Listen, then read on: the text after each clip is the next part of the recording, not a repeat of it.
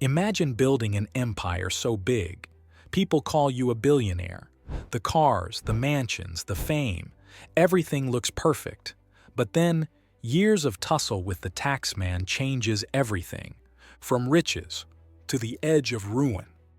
Today we're diving into the untold story of Shauwn Mkhize, a woman who rose from humble beginnings to become one of South Africa's most flamboyant business figures, only to find herself battling the very system that helped her rise. Some assets belonging to controversial Durban businesswoman Shauwn Mkhize, better known as Mkhize, will... So, what really happened to Mkhize? And how close did she come to losing it all? Let's find out. Humble beginnings. The making of a mogul. To understand Mkhize, you need to know where she came from. Before the Bentleys, before the reality TV cameras, there was just Shauwn Mkhize, born in 1975 in KwaZulu-Natal, South Africa. Her mother, Florence Mkhize, wasn't just any ordinary parent. She was a fearless anti-apartheid activist, a woman who fought on the front lines of history. Growing up in that shadow, Shauwn inherited not just resilience but also ambition. She didn't come from unimaginable poverty, but she also wasn't handed billions. But instead of politics, she wanted business. She wanted money, influence, and the freedom to create her own destiny. She studied accounting at the Durban University of Technology, quietly sharpening the skills that would one day build her empire. Post-apartheid South Africa in the 90s was rebuilding. New houses, new roads, new opportunities. The government was pumping billions into construction and infrastructure. And Shauwn, she saw the opening and she took it. And by the mid-2000s, Mkhize was no longer just another accountant. She was stepping into a world that was about to make and almost destroy her. Building the empire. South Africa in the 2000s was booming. The government was pouring billions into housing projects, infrastructure, and rebuilding after decades of inequality. Enter Shauwn Mkhize. In the early 2000s, Mkhize launched Zikulisa Group, and almost overnight, the contracts started rolling in. She's facing fraud charges for allegedly presenting a falsified engineering certificate to secure the tender to build low-cost government houses. Government tenders, housing projects, infrastructure deals. Some whispered that she was politically connected, that her contracts flowed too easily. Others insisted she was simply a sharp businesswoman who saw an opening and grabbed it. And with each new project, her wealth grew. The results were undeniable. Her company was everywhere. Housing developments, public projects, maintenance deals. And for Mkhize, the money rolled in. By the mid-2000s, she wasn't just rich, she was filthy rich. The cars, Rolls-Royce, Lamborghini, Bentley. The houses, a sprawling 25 million rand mansion in La Lucia, complete with marble floors and imported chandeliers. In a country still healing from inequality, Mkhize became a symbol of black economic power and extravagance. But with wealth that came so quickly, whispers continued. Is she really that good, or just that connected? Bear in mind, success always comes with a price, and in her case, it came with enemies, not just rivals in construction, but the taxman himself. Enter SARS. The taxman strikes. Well, breaking news this afternoon. We now know that police have confirmed that SARS officials are currently raiding the home of the controversial businessperson Shauwn Mkhize in Mkhize. But behind the glamour, the South African Revenue Service, SARS, was watching. By 2012, they had built a case.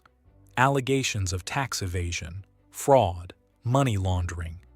SARS alleged that Mkhize owed 40 million rands in unpaid taxes, per a judgment from October 2023.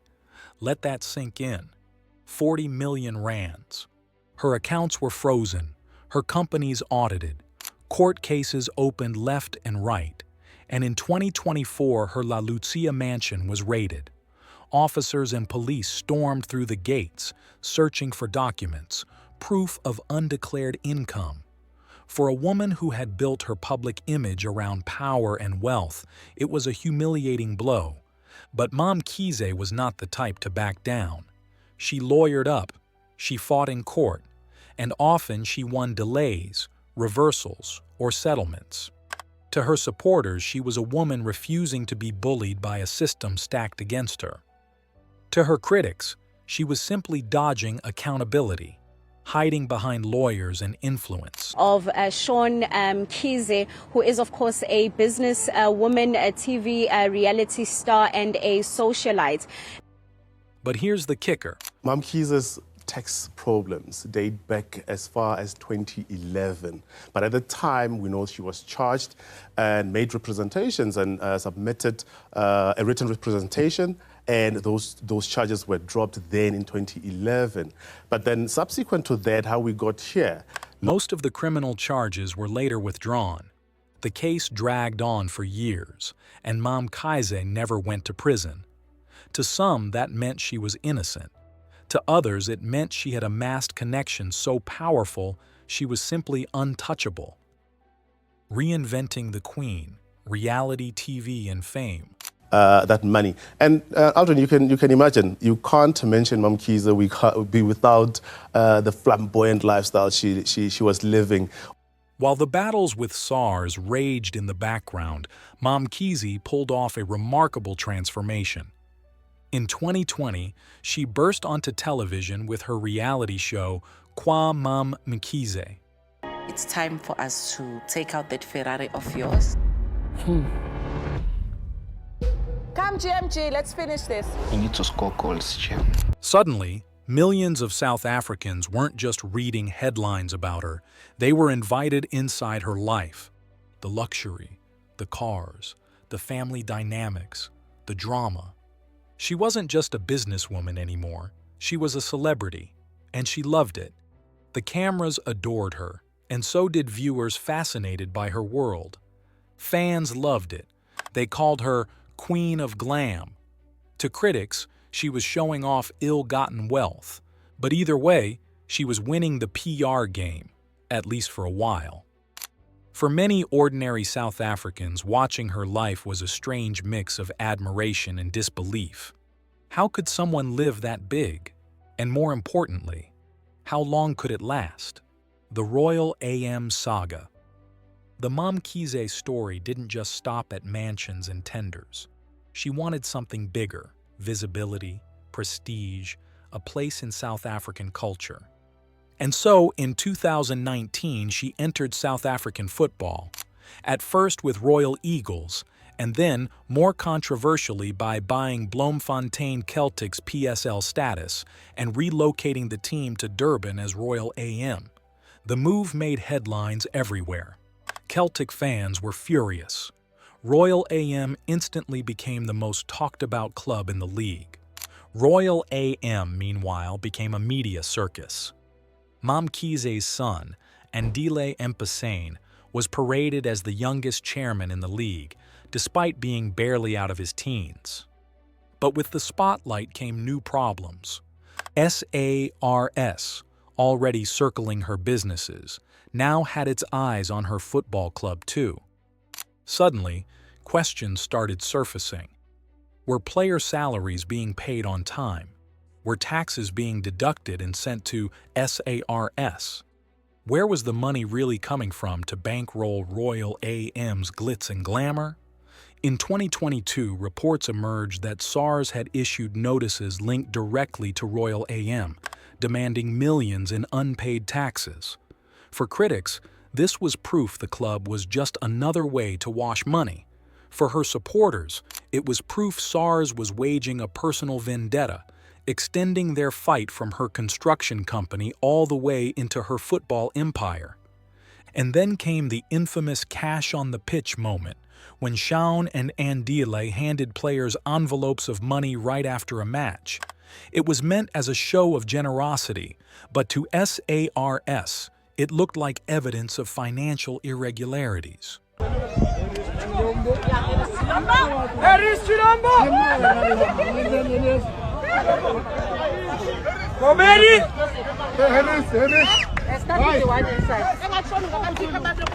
Royal AM wasn't just a football club anymore.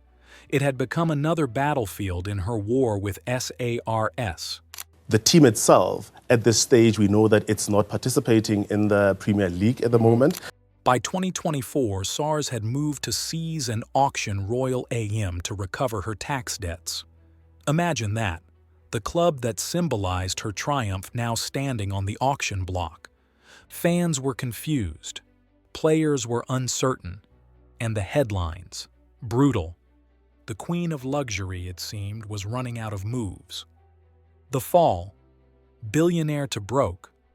By 2025, the cracks were undeniable. Her assets, from luxury cars to real estate, faced preservation orders.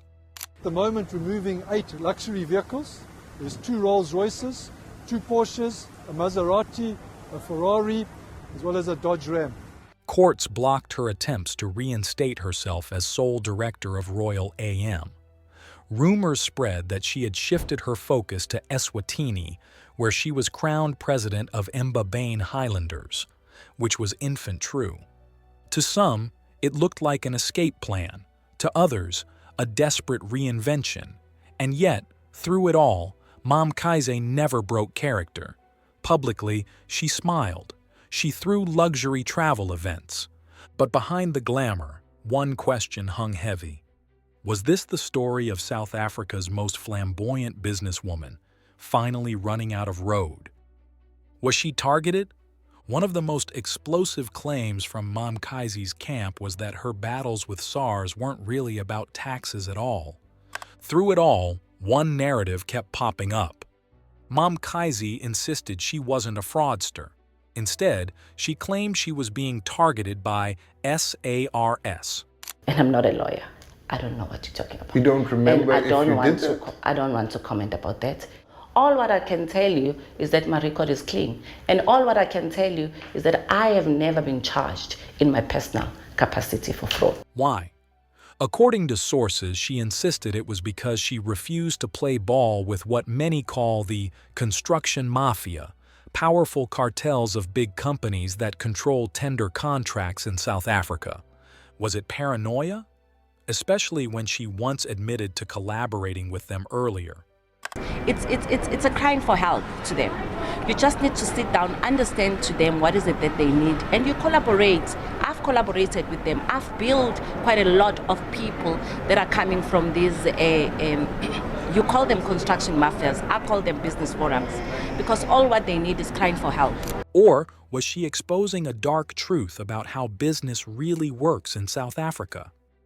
Her defenders also raised another issue, race. They argued that SARS went harder on black business moguls than their white counterparts, that white-owned companies guilty of the same offenses were quietly settled, while black tycoons like Mkhize were dragged through the mud. It became bigger than just Shauwn Mkhize. It became a conversation about systemic inequality in South Africa's economy. And they weren't alone in saying this. Many black entrepreneurs in South Africa have argued that SARS and the government often come down harder on them than on their white counterparts, who benefit from old boys networks and corporate protection. Was Mkhize just another example of this? Or was she using that narrative to cover up her own shady dealings? That's the debate. Still broke or still a billionaire? But here's the million-rand question. Is Mkhize actually broke? Some reports say her empire is stretched thin, that she still owes SARS millions, that her lifestyle is more about appearances than reality. Others argue she has so many assets, so many businesses, that she'll never really be broke. The truth? Probably somewhere in the middle. Wealth in South Africa isn't always about what's in your bank account. Sometimes it's about influence. Networks and Mkhize still has plenty of both. I don't need to describe myself to anyone. I will never entertain the noise of the world. I live in my own world. with my own rules. And I've never choose to be born in a political environment. Why can't people look at me as a young black woman who has worked very hard, who has pushed boundaries, who has opened doors and break the walls? From her mother's legacy as a freedom fighter, to her own rise as a business mogul, to her dazzling turn on TV screens and football fields, Shauwn Mkhize has lived a life like no other. Mkhize's story isn't just about money, it's about ambition, survival, and the blurry line between power and corruption. She rose from Durban's streets to billionaire status. She faced raids, lawsuits, and public shame. She claimed she was punished for refusing to join the cartels, and that black entrepreneurs like her are targeted more than their white counterparts. From billionaire to broke? Maybe. But one thing is undeniable. Shauwn Mkhize knows how to play the game. So what do you think? Is Mkhize a victim, a black woman being unfairly targeted by a system designed to crush her? Or is she simply the latest in a long line of tenderpreneurs who built empires on shaky ground, only to be exposed when the taxman came knocking? Let me know down in the comment, and don't forget to hit like and subscribe.